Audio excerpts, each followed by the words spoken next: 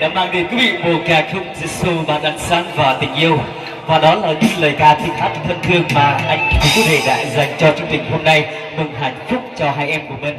Vâng, kính thưa quý vị, quý vị thân mến.